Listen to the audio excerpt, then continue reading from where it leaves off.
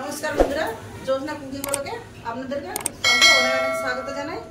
তো আজকে আমি কি রান্না করব আপনাদেরকে দেখাচ্ছি। আজ তো বৃহস্পতিবার নিরামিষ মুগের ডাল টমেটো দিয়ে মুগের ডাল করব, আলু বরবটি ভাজা আর দেখি ভেন্ডিটা সরষে ভেন্ডি করবো কি ভাজা করবো দেখি। আগে ভাত আর ডালটা বস করে দিয়ে আসি।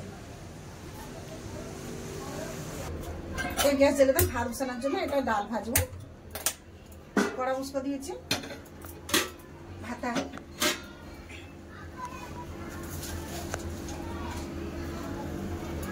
এখানে কারেন্ট ছিল না, ফোনে চার্জ ছিল না, আজকে ভিডিওটা অনেক দেরি করে চালু হয়েছে। ডালটা ভেজে নেবো।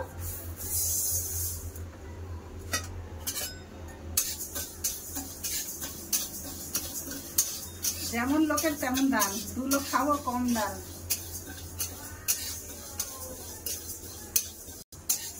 ডালটা আমার ভাজা হয়ে গেছে, ডাল ঢেলে নেবো।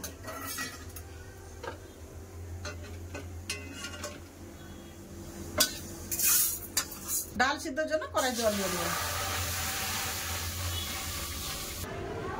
ডাল দিয়ে নিয়েছি, এবার ডালটা দিয়ে দেবো জলে। জলে ডাল দিয়ে দিলাম। এবার গ্যাসটা কম করে দিয়ে চাপা দিয়ে আনাজ কাটতে যাবো। ডালের জন্য পেলে টমেটো ধুয়ে কেটে নেবো।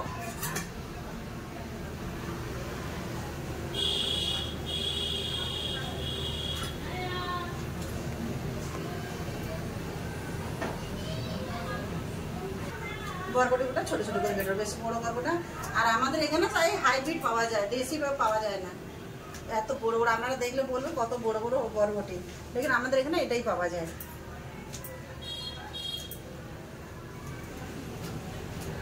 বরবটি সব কেটে নিয়েছি।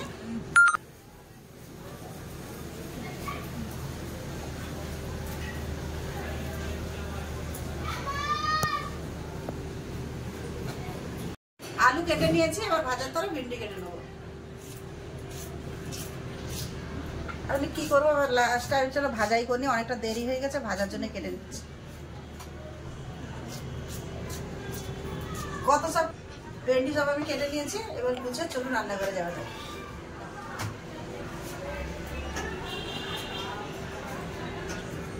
ডাল ফুলে একবার দেখে নেবো।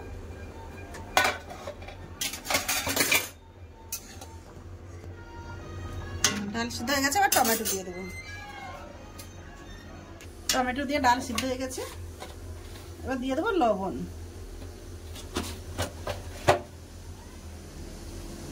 হলুদ গুঁড়ো,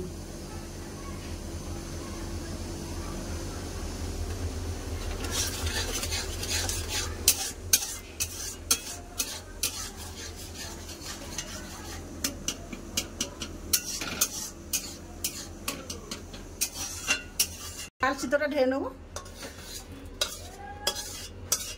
এটা জল গরম করে ডালে দিয়ে দেবো।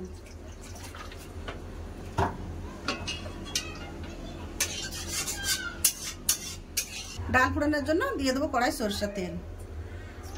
তেল গরম হয়ে গেছে, ফোড়নে দিয়ে দেবো জিরা, একটা শুকনো লঙ্কা, একটা তেজপাতা। ভালো করে ফোড়ন হয়ে গেছে, আবার ডালটা ঢেলে দেবো।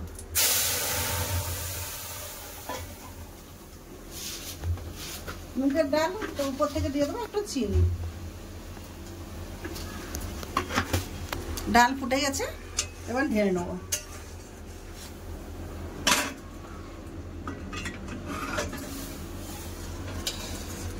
দিয়ে দেবো কড়াই সরষের তেল। এদিকে আমার ভাত হয়ে গেছিল, ভাতটা ফ্যান ঝরিয়ে নিয়েছি, এবার তুলে নেবো।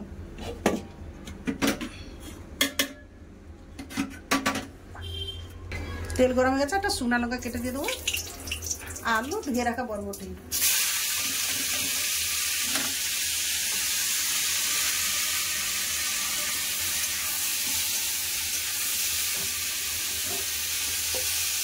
দিয়ে দেবো লবণ,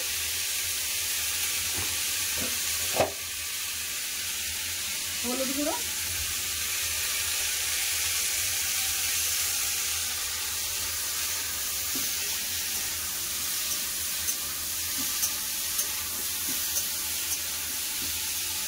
সিদ্ধ করার জন্য চাপা দিয়ে দেবো। 5 মিনিটের জন্য চাপা দিয়ে দেবো। খুলে দেখে নেব।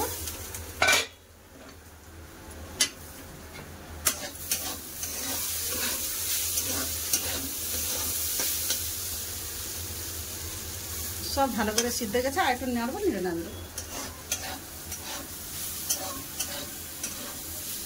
আর ঢাকা দেবো না। বরবটি আলু আমার খুব ভালো করে ভাজা হয়ে গেছে, এবার ঢেলে নেবো। কত সুন্দর ভাজা হয়েছে।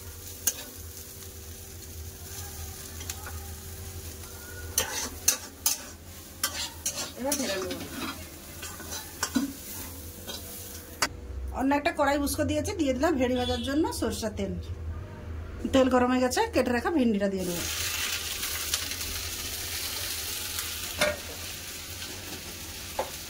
দিয়ে দেবো লবণ,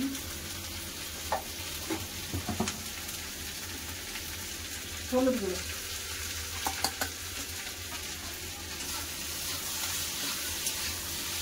ভেড়ি ভাজা হয়ে গেছে, এবার নামিয়ে নেবো।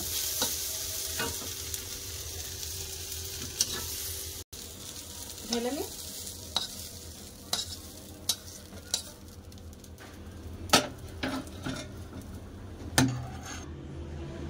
দুটো রান্না তো আমার হয়ে গেল, তিনটাই রান্না হয়ে গেল। তো নিরাম রান্না আপনাদের কেমন লাগছে অবশ্যই বলবেন।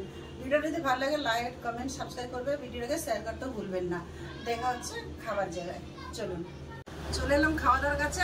আজকে কারোর খাওয়া নেই, নাতিরা সব ঘরে খেয়ে নিয়েছে। আমার দুলোকেই অনেকটা দেরি গেছে, তো ওরা ঘরে আপনার খেয়ে নিয়েছে। তো এবার আপনার দাদা আমি রয়ে গেছি, আপনার দাদাকে আগে দিয়ে দিচ্ছি।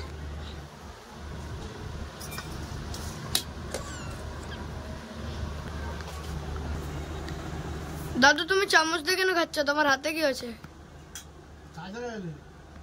হাত কেটে গেল, ব্যান্ডেজ করে ওই জন্য দাদু চামচ দিয়ে খাচ্ছে।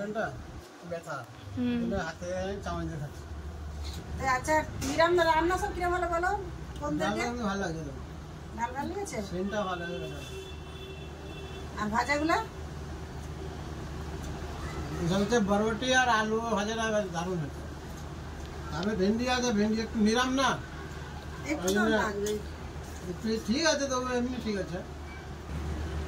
সত্যি বরবটি ভাজাটাও নিরাম হয়, তাহলে খুব ভালো লাগছে খেতে, খুব সুন্দর লাগে। আমি ডাল নেই না, আমি বরবটি ভাজা দিয়েই খাচ্ছি, খুব ভালো লেগেছে।